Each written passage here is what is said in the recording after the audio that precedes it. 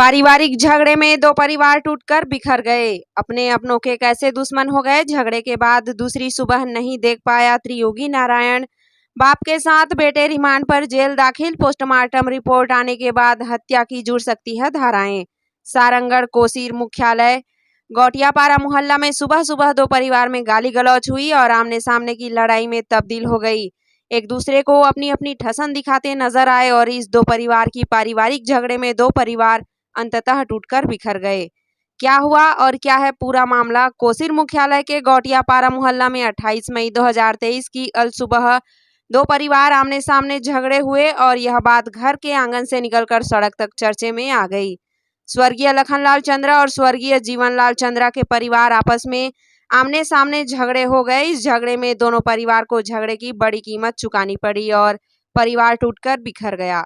स्वर्गीय लखनलाल चंद्रा और स्वर्गीय जीवनलाल चंद्रा के परिवार के आंगन में बस एक दीवार की आड़ थी और यह पुरानी दीवार आज दोनों परिवार के लिए मुसीबत बन गई।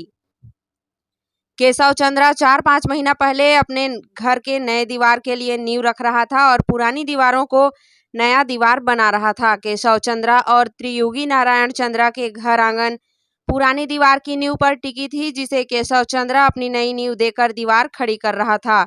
तब बित्ते भर जमीन के लिए दोनों परिवार में दीवार को लेकर तनातनी और मनमुटाव हो गए। यह बात उनके सामाजिक और गांव के चौपाल तक गई और आपसी तालमेल में दोनों पक्षों में समझौता हो गया। बात यहां तक खत्म हो गई थी। 28 मई की वह काला दिन दोनों परिवार में फिर एक बार काले साए की तरह मंडरा रहा था। नए दीवार पर अल सुबह 6 बजे जैसे पुलिस शिकायत में केशव चंद्रा ने शिकायत की थी कि वह अपने नए दीवार में पानी दे रहा था। इस दौरान दीवार में पानी तराइन से पानी त्रियोगी नारायण के घर आंगन में चला गया और त्रियोगी नारायण के परिवार वालों को यह अच्छा नहीं लगा और दोनों परिवार में फिर एक बार तनातनी गाली गलौज हुई और यह बात इतना बढ़ गया कि काका भतीजा के परिवार आमने सामने हो गए। फिर क्या, केशव चंद्रा त्रियोगी नारायण चंद्रा के घर जा धमका और जमकर दोनों पक्षों में झगड़े हो गए। इस झगड़े में आसपास के लोग इकट्ठे हो गए और झगड़ा शांत कराया गया। बात ही खत्म नहीं हुई। दोनों पक्ष अपनी अपनी शिकायत लेकर थाने पहुंच गए। दोनों पक्षों ने अपने अपने हिसाब से शिकायत दर्ज कराए। अंततः दोनों पक्षों की शिकायत कोसीर पुलिस ने दर्ज कर ली और दोनों पक्ष गंभीर चोटें के लिए बताया। तब उनके स्वास्थ्य परीक्षण के लिए सारंगढ़ भेज दिया गया।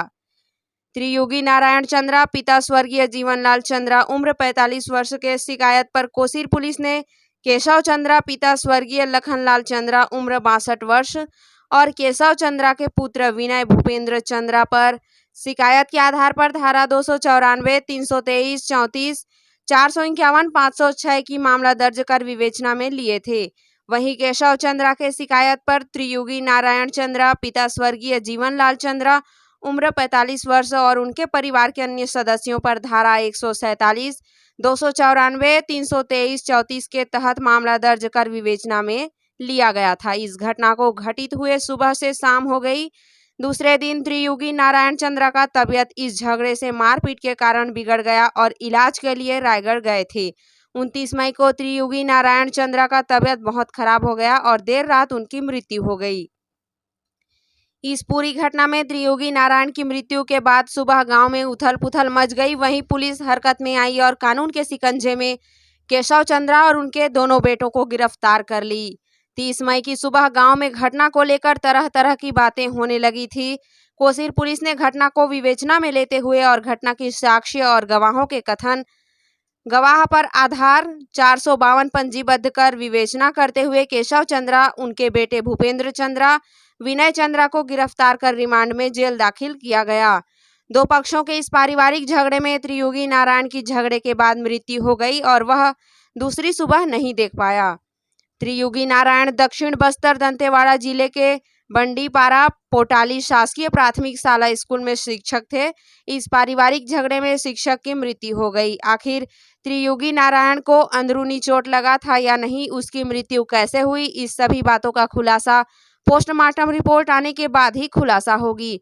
वहीं कोसीर पुलिस पोस्टमार्टम रिपोर्ट के बाद हत्या की मामला दर्ज कर सकती है, यह बात अभी गर्भ में छुपी है। वहीं इस घटना से दोनों परिवार टूटकर बिखर गए हैं।